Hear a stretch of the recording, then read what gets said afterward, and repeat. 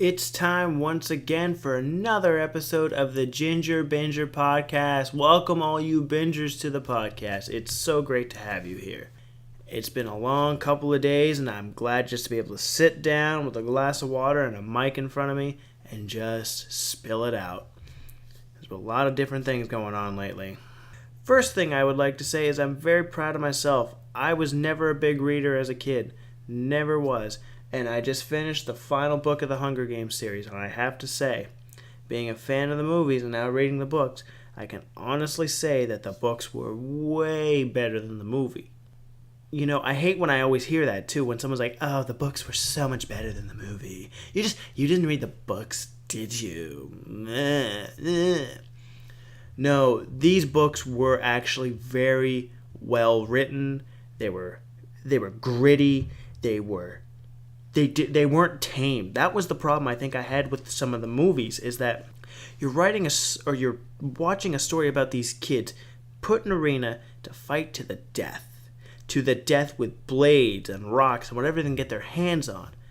And it just felt so clean and crisp, and nobody really if they got a cut, it wasn't like bleeding. It was just like a little bit of, you cut yourself shaving, it felt like. There's a scene in the movie, I'll say it right now, when Thresh kills Clove in the movie versus when he kills her in the book. In the book, I was disturbed by it. In the movie, he just goes up to her and grabs her and throws her against, I think, the wall or the cornucopia, and she just dies instantly. In the book, he picks up a rock and I remember it as he caves her head in, but she doesn't bleed. It's just her skull indents. And then she's lying there moaning and it twitching. And the thought of that and the sight of what that could have been in a movie would have been, in my opinion, much more powerful. But the studio would make more money with a PG-13 rating. I get it. It's business. But my God, could they have created some classic films with just things of that nature? I mean, kids dying on screen is uncomfortable to watch. Always is. But you can use that to create more animosity and more sympathy with the characters, more empathy with Katniss, and more hatred towards the Capitol and all these people that are making these kids, these young people, murder each other for entertainment, a live show. And I remember when I was reading this, I ended up finding an article about a real-life Hunger Games. It wasn't quite of that nature, but it took place, I gotta look it up here, but it took place in a country where is a real-life Hunger Games. Let's see what comes up here. It was Siberian. Okay, it was a hoax, but apparently a lot of people signed up for it. It wasn't one of those competitions, I guess, where they said murder was legal, but they said there were no rules and you got a prize, a cash prize of, I think it was like $500,000. Let's see. It was claimed to be a social experiment to see how many people would, he would on an island, which he would 24-hour footage, 2,000 cameras. Oh, sorry. Apparently this was made by a Russian millionaire, and he just was messing with people. It's interesting to see how many people looked at this and said, yes, I would like to do this, where there are no rules and someone might kill for this money. It really says a lot about people, but, there's always going to be people who are down for anything. And that's how I guess the Hunger Games start.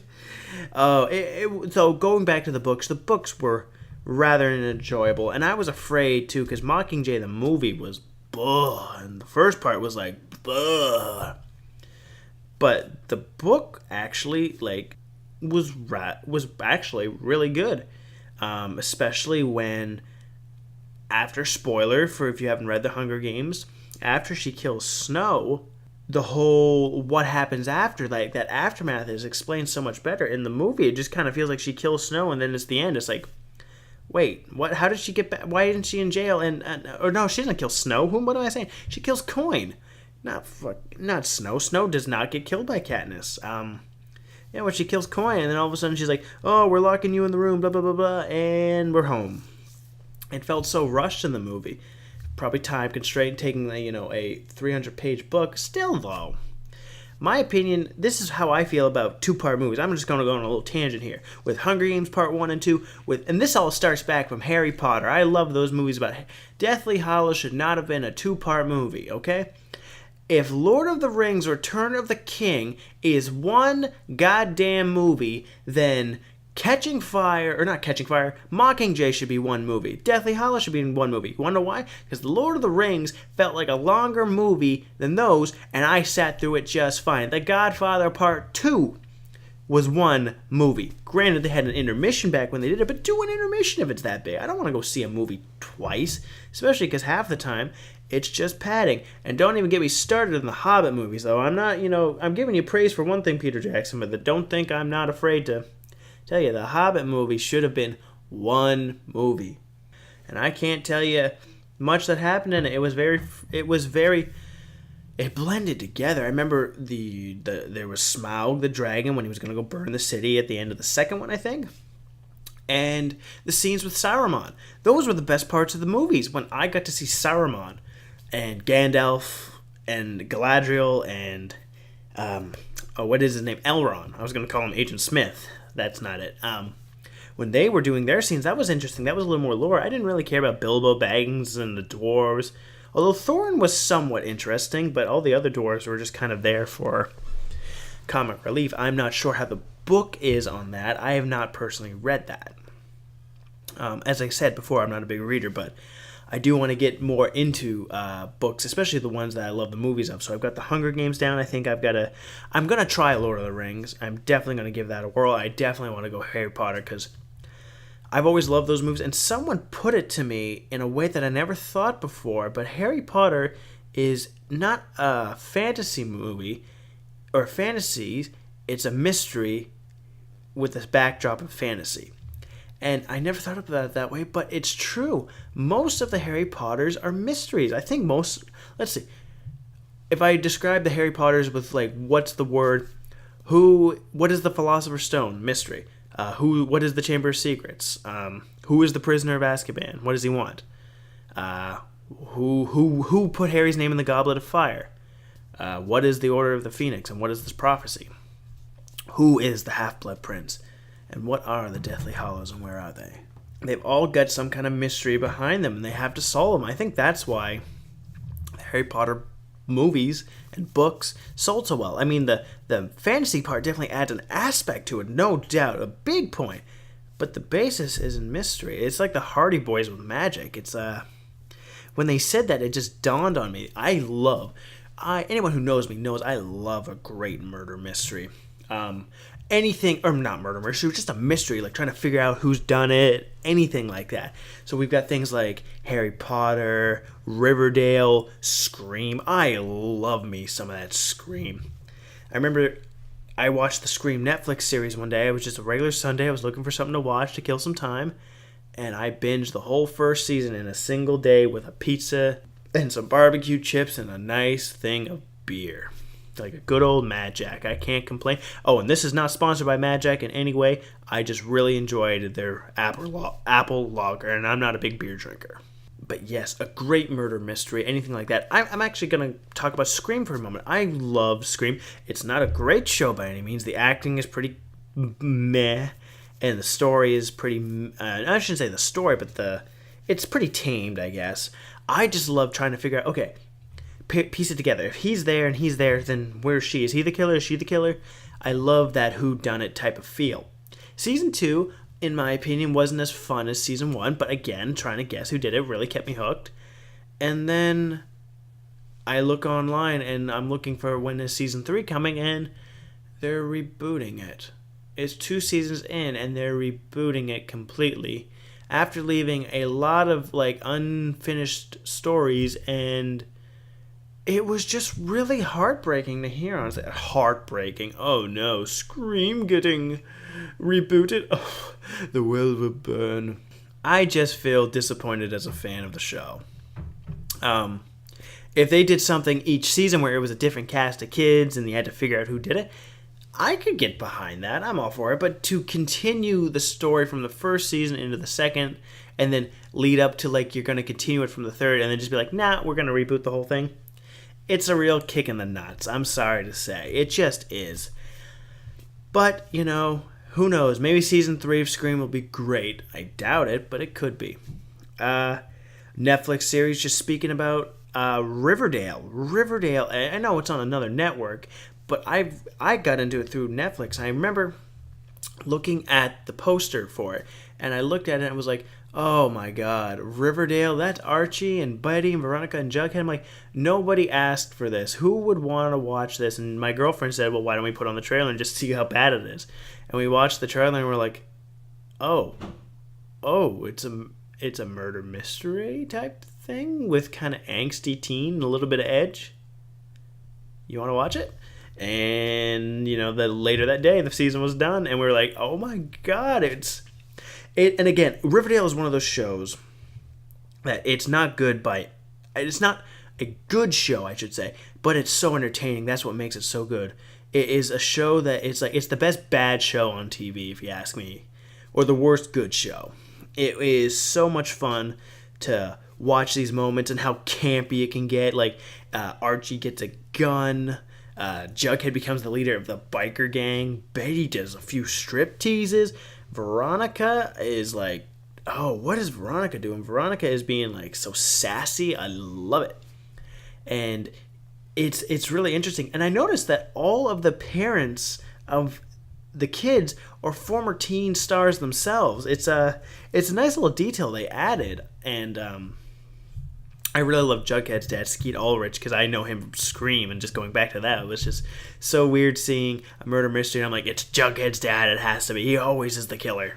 But yeah, and I was saying to somebody, it's like, I saw Jimmy Fallon, he did a mock of the Riverdale poster, but it was the Peanuts Gallery kids, and I was making the joke to some coworkers about how, you know what show really needs like a Riverdale spin to it? Dennis the Menace. Now, hear me out on this. Dennis the Menace, in this universe, is a meth addict. Margaret has had his child. Dennis's parents won the lottery many years ago, but Dennis, with his spending habits and his bad, choices in life, they've completely cut off ties. Mr. Wilson is the sheriff on the verge of retiring. Mrs. Wilson is just the lovable woman, but she has a drinking problem. And they live in the neighborhood. The town has gone to hell because of the economy. Nobody is moving in. The town is getting full of old people. Dennis was once the one last hope for the town, but he's made too many bad choices. He's running with a gang. And one night, I have to say that Dennis still lives right next door to Mr. Wilson. One night, Mrs. Wilson is out driving home. She's been drinking. Dennis has been drinking. Dennis, in his car coming the other way, gets into an accident with Mrs. Wilson. Mrs. Wilson dies. Mr. Wilson, who's been trying to save Dennis this whole time, saying, hey kid, I'm trying to help you, giving him all the breaks in the world, finally snaps. And he grabs Dennis. And he handcuffs him and brings him out to this old warehouse. Dennis's old clubhouse.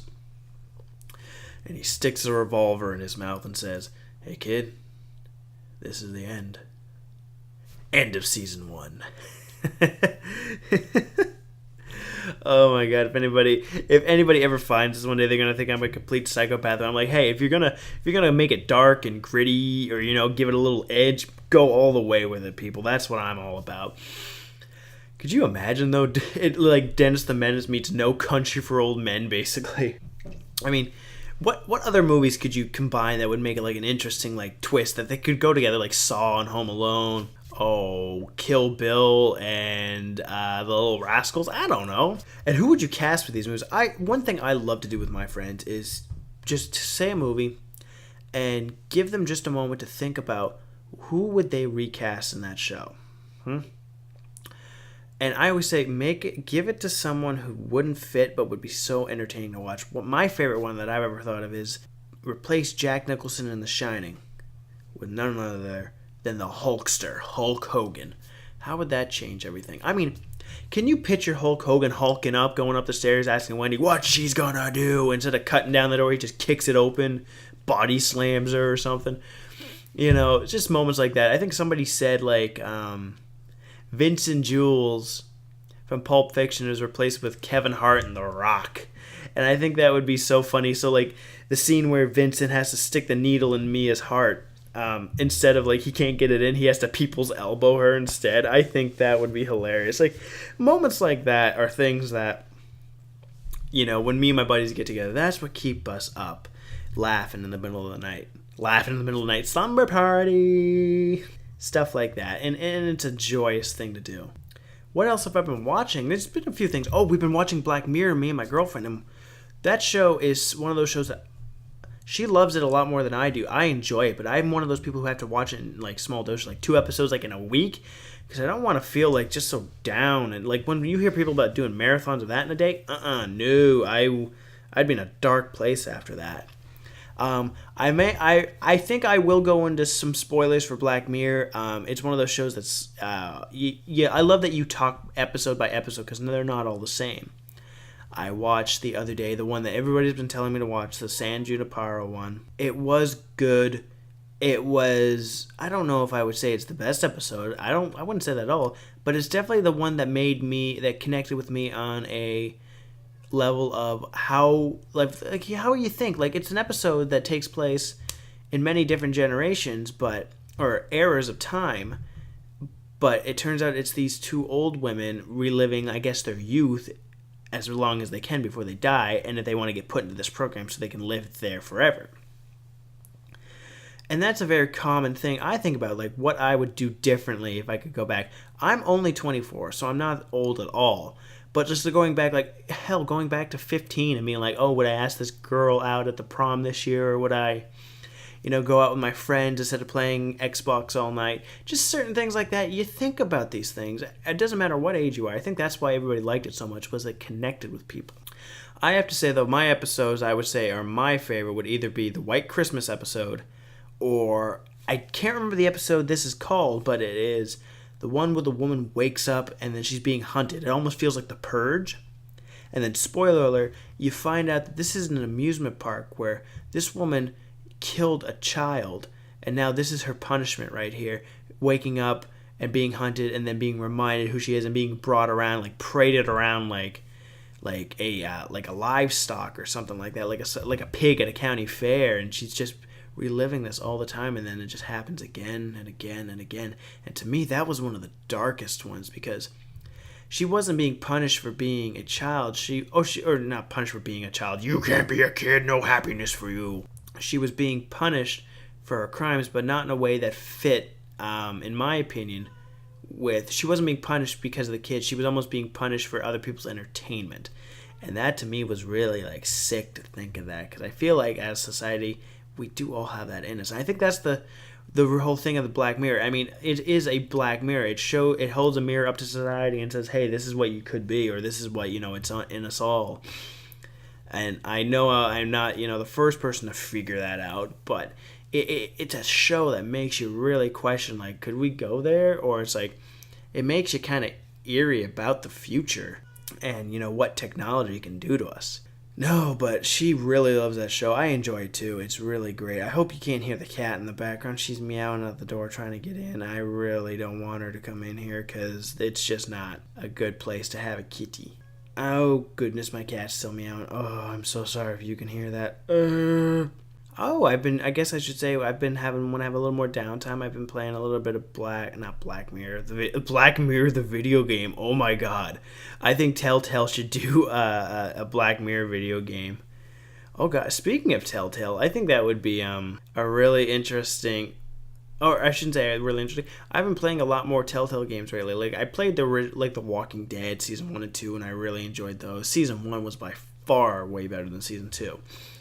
But I started playing, I think it was The Wolf Among Us everybody told me to play, and eventually I did play it, and it hooked me. Like, I loved trying to figure out what was going on, the old detective, Bigsby, trying to figure out who was killing these girls and everything. And then I played the Batman one, which was really fun. Not as good as The Wolf Among Us, but the problem I think that The Wolf Among Us had is it was so damn short. It felt like each episode, the whole game took 5 hours, it felt like. Well, Batman was more like 10 hours for the whole thing, and now I've got the other Batman one they're doing, I guess, and I'm not ready to play that. Oh, yeah. Although the Game of Thrones Telltale game it's garbage.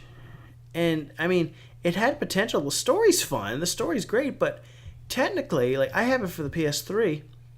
Every time, like, I load up something, the voices go way ahead of the action, and, like, it's so laggy. I don't know if it's my system, but I certainly hope not. Every other game runs fine on that. It just was really disappointing. I loved the ending of the first episode. Spoiler alert for Game of Thrones, the Telltale series. When Ethan gets killed, I had a moment where I was like, can you just get these characters killed at any given time and then have to play your way through with whoever's left? Turns out it wasn't like that, but I was really excited for it to be that way. Kind of like Until Dawn, which is another game I played probably months ago, probably about a year ago, and it was so much fun. Funny story behind that. So, me and my girlfriend, every time the level would change, we would switch controllers, or we would switch out. She would play and I would play. And I got to be the person at the end in the cabin with all the Wendigos. Spoiler. And I think I only had one character die on me so far, and I was determined to get the rest of them out. And Shannon, my girlfriend, had seen a Let's Play of it. And this is what she told me to do. She's like, don't worry, I know exactly how to get this done. Don't worry, I've seen this before.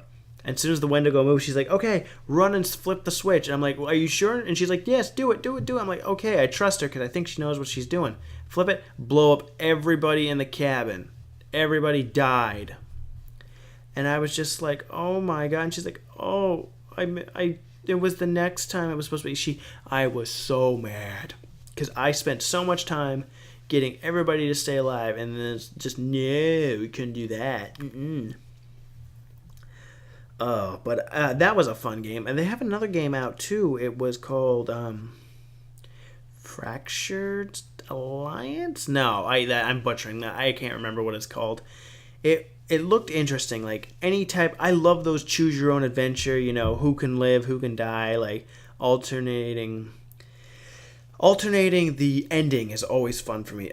Games like Life is Strange. Life is Strange is one of the greatest games, especially for story. Oh my God, you get so attached to these characters.